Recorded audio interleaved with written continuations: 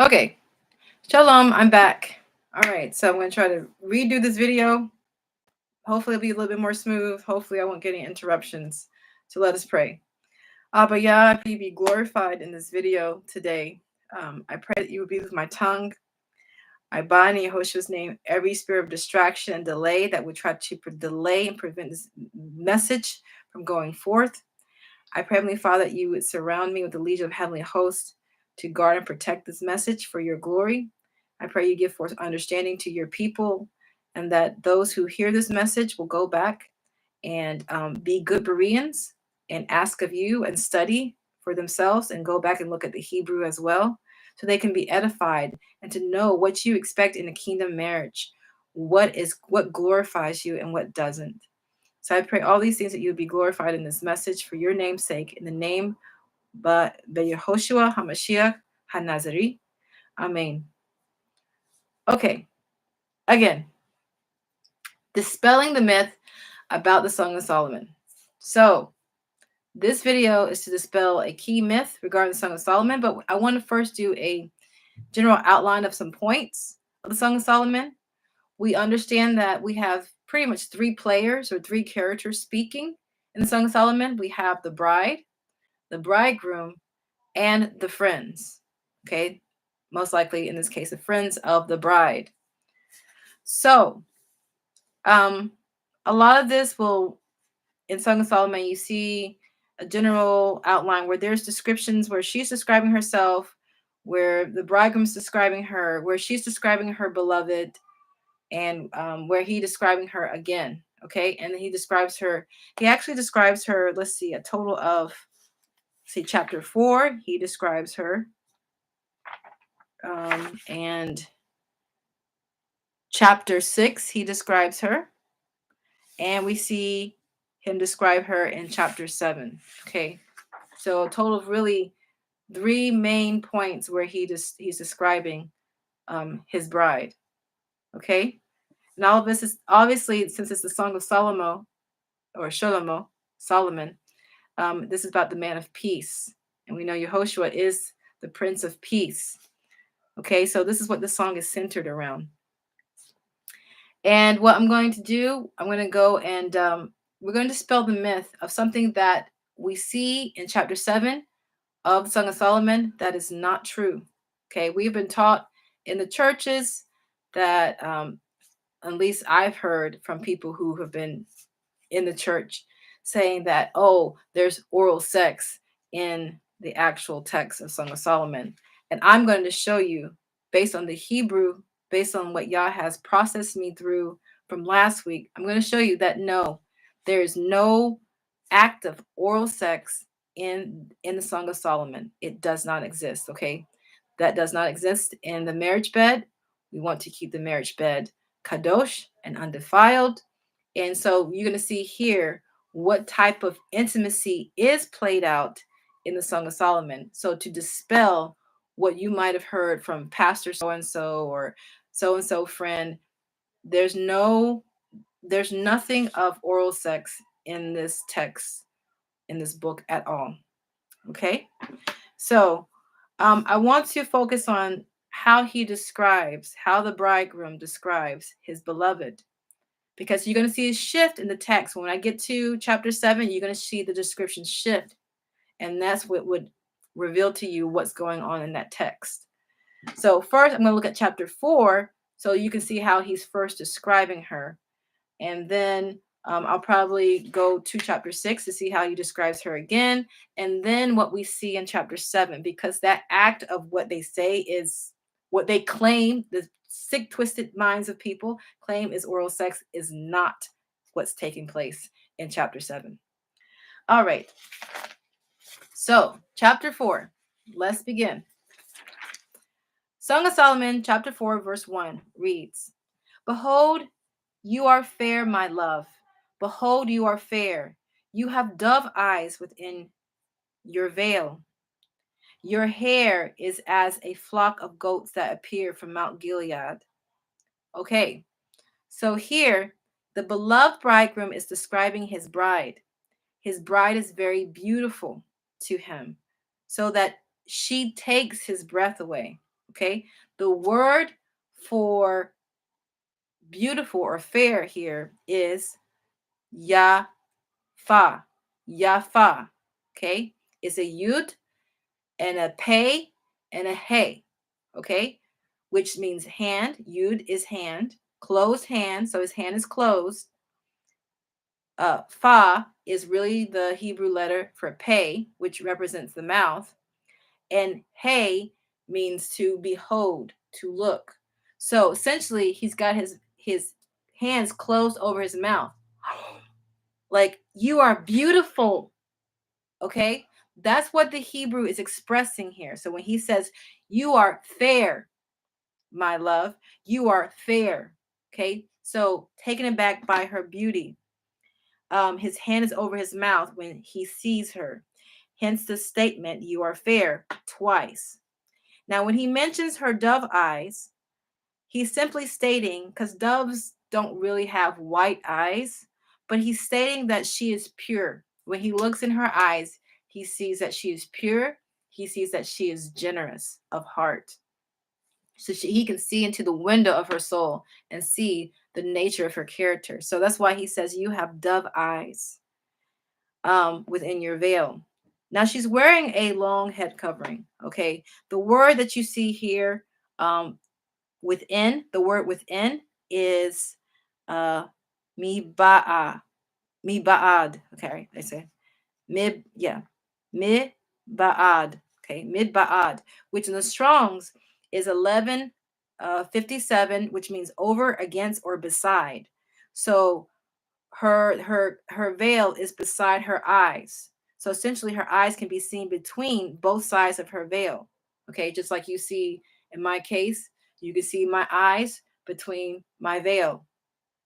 Okay. All right. So when it uses the word for veil, you'll see some text saying your locks. Okay. But if you look at the Strong's Concordance, which is Strong's 6777, okay, 6777, it just really means to fasten on. Okay, something that's fastened on. Okay, which here it doesn't really, I don't see how you could say locks. I mean, in this case, if people were thinking about dreadlocks, I don't know why people think that fasten on, to fasten on, okay, which is zama. So la, let's see, the word was la zama tenka, te, a, teka, la zama teka, okay, which means within your veil, okay, and it's just one thing. So obviously what he's seeing with her hair, he's just seeing a strand of her hair. Okay, so if I just took a piece of my hair out, and just, it could have been by accident, you know. Okay, he's just seeing a string of her hair out. Okay, so he's not seeing everything, but he, from what he can see, he says your hair is like a flock of goats that appear from Mount Gilead. Now if you look at Mount Gilead is this long stretched mountain on the east side of Israel in Jordan. That's where Mount Gilead is in. It's located in the previous land, the land of Manasseh, okay, of the tribe of Manasseh. And this is the way it looks. If you look at it, this Kenyan lady did a tour. There's a really good YouTube video. She shows a really good outline of it. The mountains do this. They're like little hills from the distance, and it waves like that. Okay. So that's how Mount Gilead looks. So you see this flock of goats, you just see a little strand, and you can tell her hair is wavy because it does that. Okay, so that's what that's describing. Okay, the appearance of just a little piece of her hair. Now, verse 2 reads, your teeth are like a flock of sheep that are even shown, which came up from the washing, whereof every one bears twins, and none is barren among them. Okay, so in this case, her teeth are even. Okay, they're perfectly even all the way through. They're each pair, you know, whether it's her wisdom teeth, she has all her teeth in place. Okay, so she has beautiful white teeth. Okay, that's what the sheep have wool that is white as wool. Typically, when we think about sheep, we think about white as wool. And so that's her teeth. Okay. Um, there's none missing in her mouth. Now, verse 3, your lips are like a thread of scarlet, and your speech is comely. Your temples are like a piece of pomegranate within your veil. So in this case, her lips are naturally reddish in tint. Her words put him at rest. The word that's used, I'm trying to see, did I write down? I think it's was it nah? I was trying to see. What did I write there? Nawe, Nawe. It's from Strong's 5,000. Strong's 5,000. Um, you'll see it's to be at home, to be at rest. So when he hears her speak, he feels comforted. Okay. Her speech brings him comfort. And when he talks about her temples, that's referring to her mind. Okay. So these are our temples right here. And pomegranate symbolizes wisdom. So he's pretty much saying that she is wise. Even the shape of the forehead on one side can actually look like the side of a pomegranate. If you actually look at one side of a pomegranate, like one piece of a pomegranate, the forehead where this part meets in here actually looks like a part of the pomegranate. So pomegranate represents wisdom. So he's pretty much saying that she's wise. Okay, she's wise. She possesses wisdom. Now, verse 4, your neck is like the tower of, make sure I read that right. Yes, your neck is like the tower of David, built for an armory, whereon there hang 1,000 bucklers, all shields of mighty men. So in this case, his beloved has a strong neck, yet long and elegant, to support the weight of her hair. Okay, she has probably most likely long, heavy hair. She has a lot of hair. And additionally, she is strong in battle in the sense of she's a resilient um, person. Okay, so continue on to the next. Okay, verse 5. Verse 5 reads, your breasts are like two young roes that are twins, which feed among the lilies. So in this case, if you know anything about roes, okay, roes are little deer, little fawns. Okay, so if you ever driven by a field, maybe it might be a field of grass or somewhere out in the open, you see two fawns, you can barely see them, but you can see their back, and their back will be rounded. Okay, so he's describing how when she's laying down, how her breasts appear. So obviously in this case, like two young roes that are twins, which feed them on the lilies. So the lilies referring to a meadow or a pasture, probably a meadow of some sort here. So in this case, he's saying that she has perky breasts, which shape can be seen, even if she's lying down among the lilies, among the flowers in the meadow. All right, and obviously, this would describe probably. This is not really just describing her shape. We're going to a text which will probably describe her color. You could assume what her color would be. Most fawns are going to be a light brown color. And yeah, let's keep moving. Song of Solomon, verse 7. You are all fair, my love.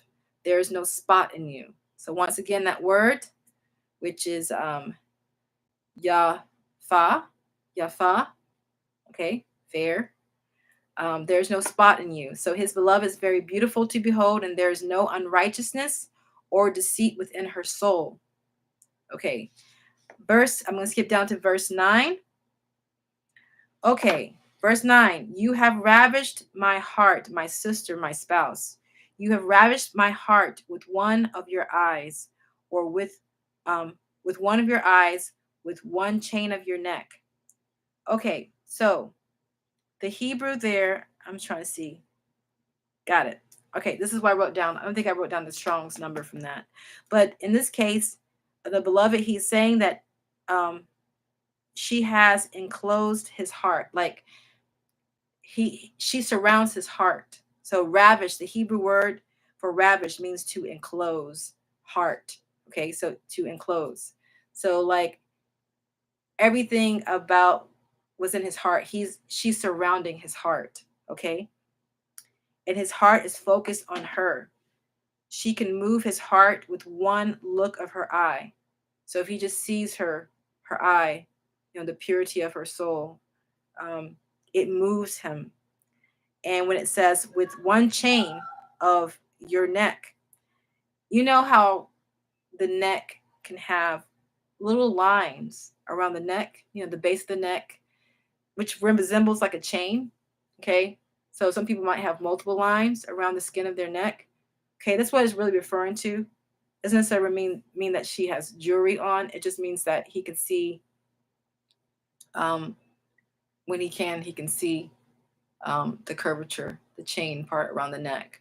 Okay, that those lines that appear around the neck, the delicate curvature of her neck that resembles a necklace. All right. Okay, and let's see how far I got here. I skipped down. I skipped down to verse 12 when he says, "A garden enclosed is my sister, my spouse. A garden shut up, a fountain sealed." He's pretty much saying that she is an undefiled virgin. Okay. If you look at one of my videos about the kingdom marriage, and we looked at Proverbs chapter 5, I think starting at verse 17, fountains referring to between a woman's legs. So he's pretty much saying that she's a virgin. All right. Um, so anyway, now let's look again to where he describes her a second time. Okay, in chapter 6. So in chapter 6, he goes on to verse 4. He goes on to say, "You are beautiful, O my love, as Tirzah, comely as Jerusalem. Comely as Jerusalem." Okay, Jerusalem. "Terrible as an army with banners." Okay, so beautiful, obviously, that word again, over the mouth. Okay, Tirzah was the capital of the northern kingdom of Israel. And obviously, Jerusalem was the capital of the southern kingdom, the kingdom of Judah of Israel. All right. So the northern kingdom of Israel had Tirzah as their capital, and Jerusalem was the capital of the southern kingdom. So just a little bit of history there. Now he says, verse 5, "Turn away your eyes from me. For they have overcome me. Your hair is as a flock of goats that appear from Gilead." So once again, we see the hair appearing. Verse 6, "Your teeth are as a flock of sheep which goes up from the washing, whereof every one bears twins, and there is not one barren among them." Okay, once again, what we read in chapter 4, her teeth are absolutely perfect, nothing's missing. Verse 7, "As a piece of pomegranate are your temples within your locks." Okay, really within her veil. Okay, so once again, it's the temple, the head part. She's wise. Okay, pomegranate represents wisdom in the scriptures. Verse 8, "There are 60 queens and 80 concubines and virgins without number." Verse 9, "My dove, my undefiled, is but one. She is the only one of her mother. She is the choice one of her that bears her. The daughters saw her and blessed her, yea, the queens and the concubines, and they praised her." Okay, now here I went through each Hebrew word. So what I realized is that they did not translate this verse 9, exactly the way it's actually read in Hebrew. Now, if I read it in Hebrew, this is the way it would sound like. Okay, if I read it from Hebrew and put it straight into English, this is what it would sound like. Now, listen, it's a little bit different than the way it's read in probably in your King James and in your other scriptures. But if you look back at the Hebrew, this is the way it reads: "Only she, my dove, is my upright one. Only she is to her mother, her favorite, pure, she who birthed her." Okay? That's what it's saying in the Hebrew. Okay? So that doesn't mean that she's the only one of her mother, like the only daughter of her mother. It just means that she's her mama's favorite. Okay. And then to him, she's the only one for him. Okay. All right. And the word for upright is really palm tree in Hebrew. So if you talk about palm tree standing upright, a palm tree means to be erect. So she stands upright. That's just another way of saying a righteous one. Okay. So she's upright to him. All right. So let's move on um, to chapter 7. Hopefully that laid the foundation of what you're going to hear me say here. This text is where that part comes in, where there's a communication of intimacy. And I'm going to show you that there's nothing of like oral sex in chapter 7. So people who say that either haven't read it, or they're listening to the wrong people, or their minds are just sick and twisted. So starting at chapter 7, verse 1. Okay, so I laid the foundation, chapter 4 and chapter 6, of how he's describing her. Now you'll see how the description is going to shift. Chapter 7, verse 1. How beautiful are your feet with shoes, O princess, O prince daughter.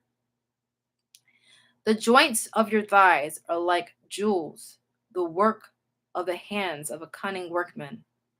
So now he starts at the feet. He starts at the bottom. Remember, he described her as a palm tree. So he's starting from the bottom, from the base, which is her feet, and he's working his description of her from the way up. Now you'll notice here that in this case, she is now in a position where he's close to her and she is naked. And you'll see why. Because he would not be able to, knowing how the women of Jerusalem would dress, you would not be able to see a woman's thighs like that. He's describing her thighs here. So this is different from the way he described her beforehand. Okay, when he says the joint of your thighs are like jewels, meaning they're um, they're thick, okay, and probably somewhat sculpted. All right, just from probably this labor of life, you know, a woman who's not obese by any means. This is not an obese woman. Um, her thighs are sculpted, but thick. You know, so she's got thick thighs. If you look at the Hebrew, that's what it pretty much is referring to. Okay, verse 2. Your navel is like a round goblet, which wants not liquor. Okay, your belly is like a heap of wheat set about with lilies. A heap of wheat. Obviously, this is describing, you know, if you take wheat, now wheat has different colors, but wheat is a light brown color.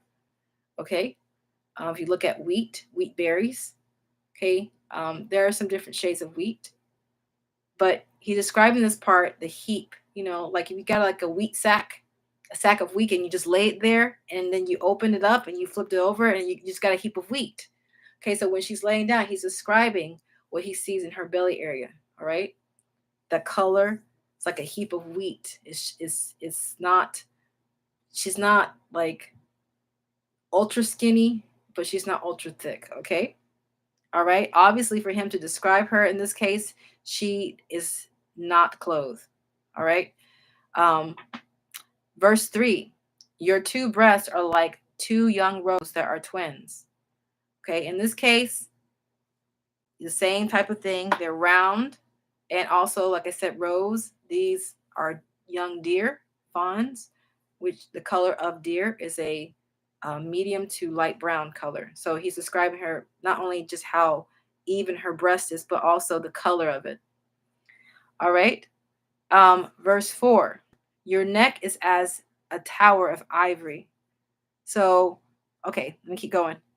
Your eyes like the fish pools in Heshbon by the gate of Bath Rabbim. Your nose is as a tower of Lebanon, which looks towards Damascus. Okay, so this one, I think some people might misconstrue this. Obviously, the neck part is pretty obvious. The Tower of Ivory, it just means her neck is very strong. You can see the the curvature of her neck. Your eyes like the pools in Heshbon. In this case, the pools of Heshbon could be, a lot of times when you see pools in the Middle East, they're like the color of a greenish color. And if there's a rainy season, it's going to turn a light brown color. So she might have eyes that go from a greenish tint to a tan, light brown tint, just the nature of pools in that area. If you look at some pictures of pools in that area in Israel, Heshbon, probably going to be a greenish to a brownish, light brownish color because depending on, you know, um, the seasons. So it can shift in color. It goes from green to light brown, green, light brown. Some people have eyes that have dual colors. So it might be a light brown with greenish tint to it. Um, your nose is as the Tower of Lebanon. Now, some people might think, okay, her nose is probably, you think about tower, because he says a Tower of Lebanon, which looks towards Damascus. So because he's looking, he's pretty much face to face to her. He's describing everything he sees about her close up now. Okay, he's not far away, so he can see all these details that he would not have seen in the distance. If you look at the Tower of Lebanon, it's called, I think, called De Joni. De Joni, I think that's the name. I'm not sure if it's French, but De Joni. The De Joni Tower, the Tower of Lebanon, it's actually shaped roundish. If you look at it, it has this type of shape. Let me see if I can draw it out real quickly. It's cute. Looks like a button nose. Literally, from the tower. If you look from the tower, it will look like a button nose. Let me see if I can do this.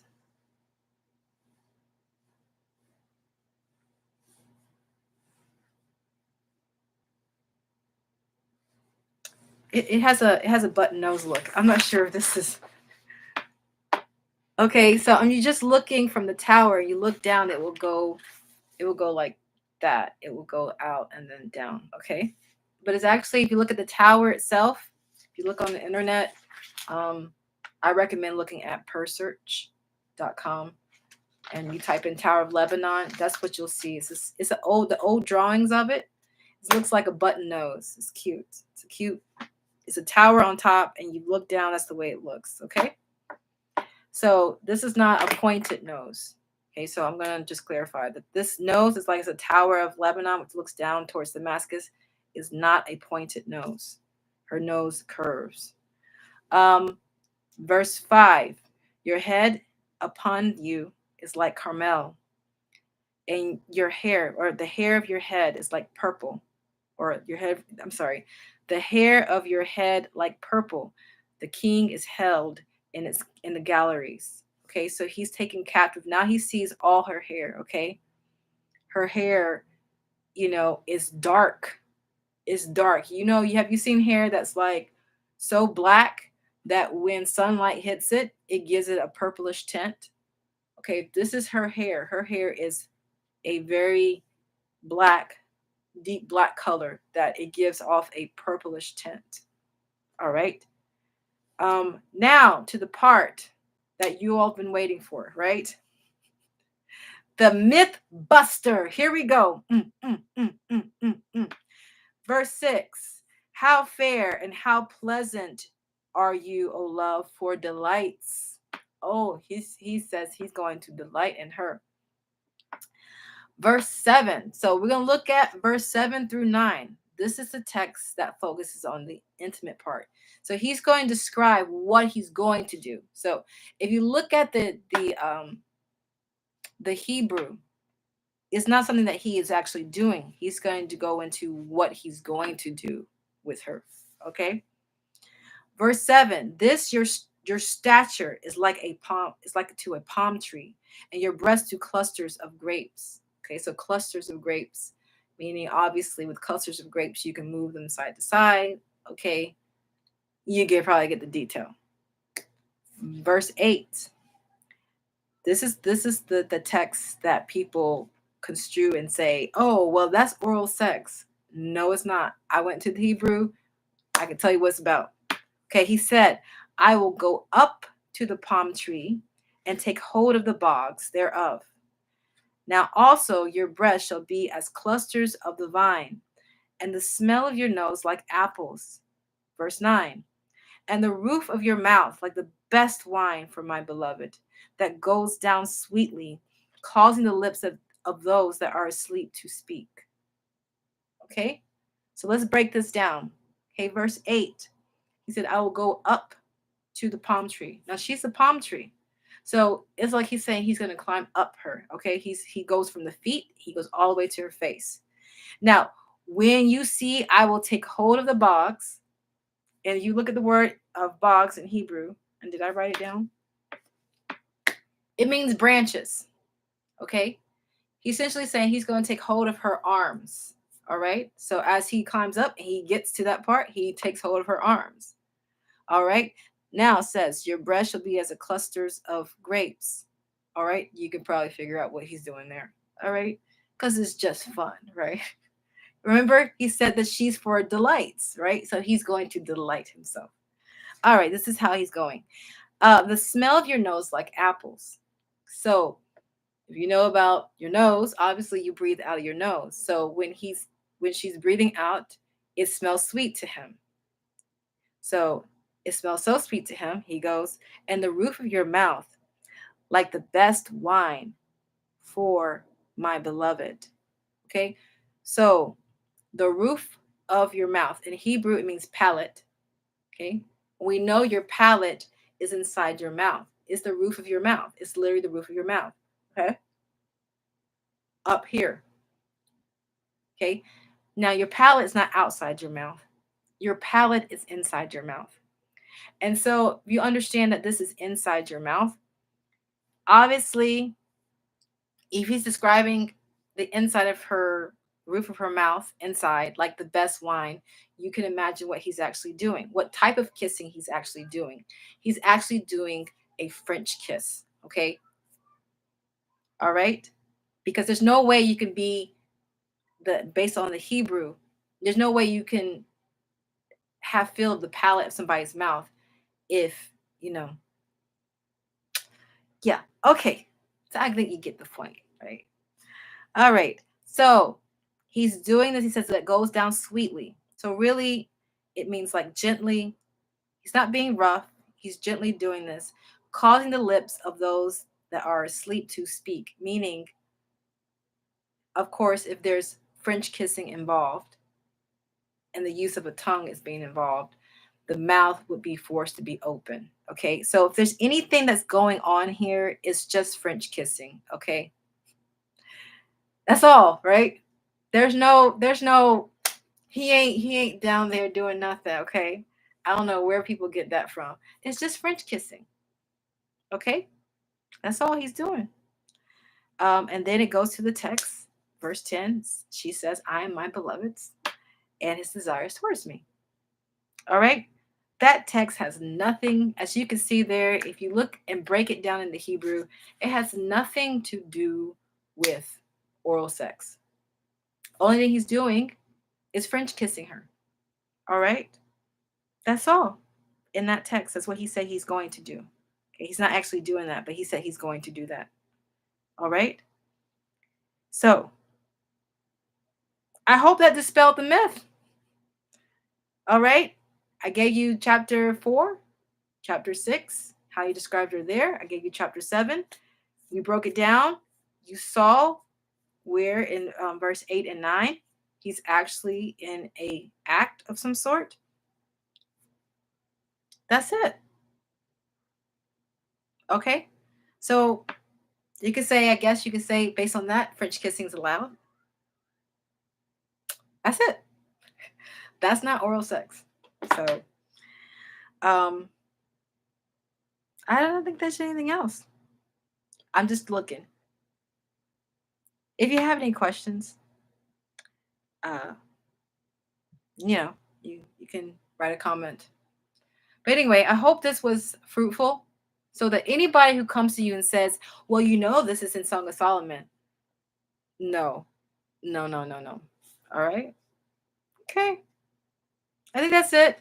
I got to do one more video, but I hope this was an edifying teaching for some who are willing to listen to all this. And with that, I say shalom, shalom, and shalom.